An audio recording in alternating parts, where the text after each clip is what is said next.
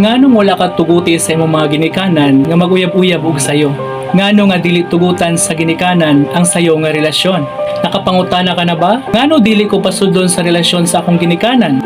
Usahiban naghuna-huna ka nga ready na ka ug mas kabalo ka na sa imong gibati? Naay rason ngano ang ginikanan magbantay sa ilang mga anak. Nasayod ba ka nga sa Kristiyano nga pagpamuyo? Ang ginikanan gitugyan sa Dios aron mahimong giya, proteksyon ug tigbantay sa imong kinabuhi. Ang ilang pagdili, dili tungod kay gusto kanilang pugnan, kundi tungod kay gusto kanilang panalipdan ug giyahan sa hustong panahon. Ingon sa Ecclesiastes chapter 3 verse 1, there is a time for everything. Buti pasabot, adunay hustong panahon para sa tanan. Apil na ang relasyon. Ing-ani usahay ang mahitabo sa mga kabatanunan. Abi nila nga ready na sila.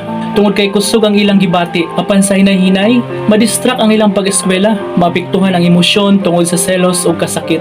Makahimo og desisyon nga walay giya, malayo sa ginikanan ug usahay pati na sa Ginoo. Wala nimo na matikdi ang sayo nga relasyon mahimong hinungdan sa problema sa kaugmaon. Ingon sa Proverbs chapter 4 verse 23, above all else guard your heart. Buti pasabot, bantahi ang imong kasing-kasing, kay dili patanan nga imong gibati, sakto na dayon sundon. Ang relasyon dili lang kilig, kundi responsibilidad, commitment ug sakripisyo.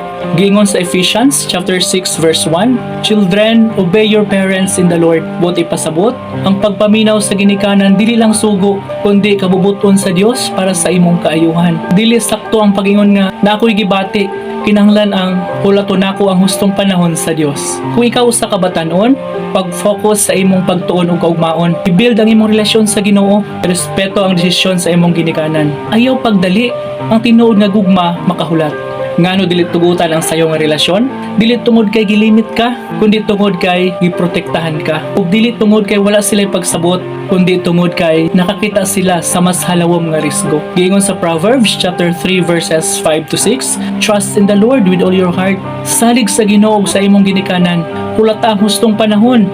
Pilia ang kaalam kaysa dali nga pagbati. Ngano importante nga maminaw sa ginikanan bahin sa relasyon? Dili tungod kay kontrolado kanila, kundi tungod kay gigamit sila sa Dios aron panalipdan ang imong kasing-kasing ug kaugmaon. Sa Christian life, ang paghuwat dili kapakyasan, kundi pag-andam sa pinakamaayo nga plano sa Dios. Ang batan-on nga kahibalo mohulat, mao ang batan-on nga andam sa tinuod nga gugma sa hustong panahon ug sa panalangin sa Ginoo.